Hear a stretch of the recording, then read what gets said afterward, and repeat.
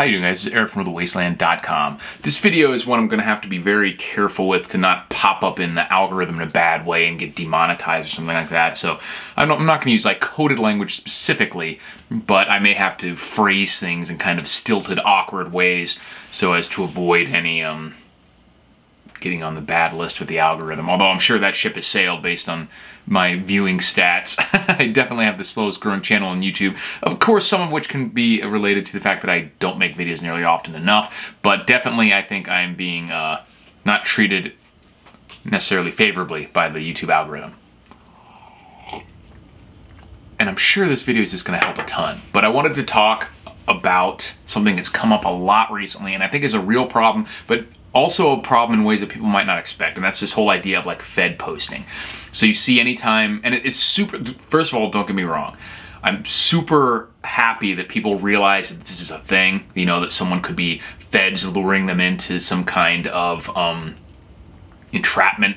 And if you look at the recent incident with the governor of Michigan, where like some of these so-called plots have been more federal operatives than actual people involved, and the extent to which they like push people to do things, like literally push. One was this back in the day there was an Arab guy that was, they were literally trying to get him to do an action, and like his girlfriend, I don't know if it was a real girl or someone who he only knew online, but she was like, he was like, no, I don't want to do this, and she was like literally trying to tell him like to do something, not like just finding out about something and then try to get it. They're trying to create these instances. So it is super correct and useful to be wary of that with the that one gentleman on a certain date in the first month of the year in 2020 who was obviously a rabble-rouser and an instigator, and yet was one of the only people who was not, you know, chased down by the feds for that involvement, and who got puff pieces by the media. Like, we know this stuff happens.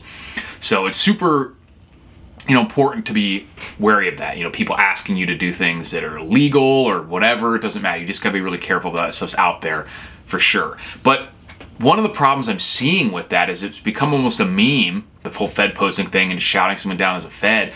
And it's created this like ideology that any sort of organization, especially if it's done cleanly and without being like obese or whatever, that's automatically fed. Like, it's impossible now to do anything, even talk about any sort of organization, talk about any sort of action, even legal action. Like these, you know, we see a lot of these particular khaki and blue polo wearing groups, one in particular that's popped up, I don't even want to say the name on the algorithm, but, they're probably all goobers. But it's really kind of like, it doesn't sit well with me that the people, like instantly, as far as I know, they haven't done anything illegal.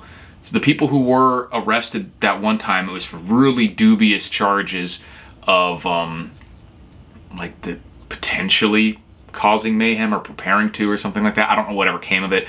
But like I said, I don't know anything about this group.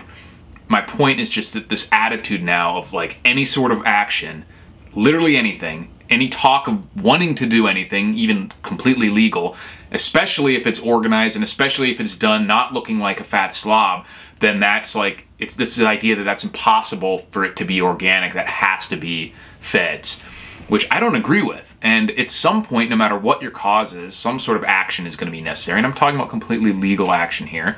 And to say that, like, I mean, it's almost their greatest trick is not actually infiltrating, but now convincing, you know, people on the right specifically that any sort of organization is bad. Any sort of organization, any sort of action, and is bad, and because that's the, you know, feds.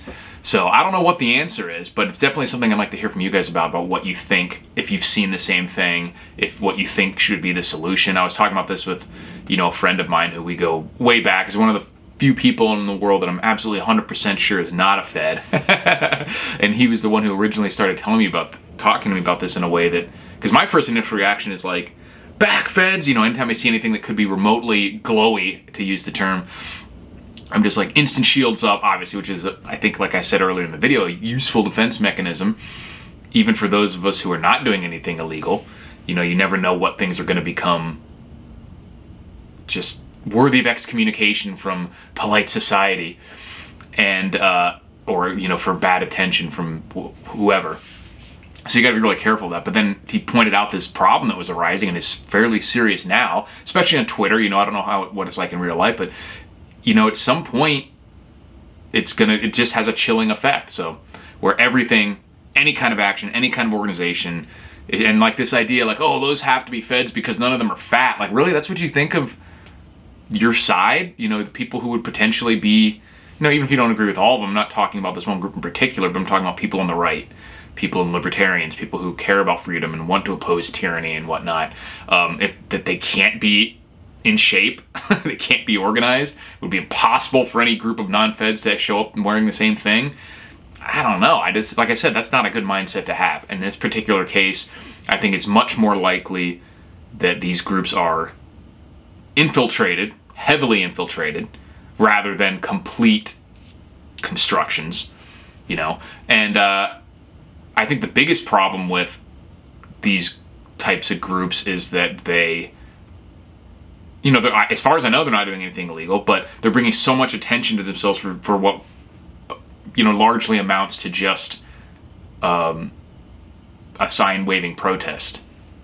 So, like I said, I don't know what the answer is, but I'd be curious to hear from you guys what you think about this whole chilling effect that's created. And it's almost, like I said, almost their greatest trick, more so than infiltrating the groups themselves, is for getting everyone to think that any possible organization and action is just feds and to not do anything.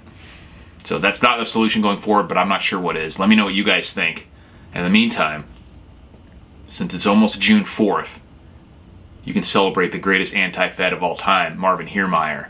Speaking of action, said sometimes reasonable men must do unreasonable things, and he was quite unreasonable and smashed an entire city with an armor-plated killdozer, which I've commemorated on these shirts you can see here. So thanks for watching, guys. Check them out. Get ready for Killdozer Day, and I will talk to you soon.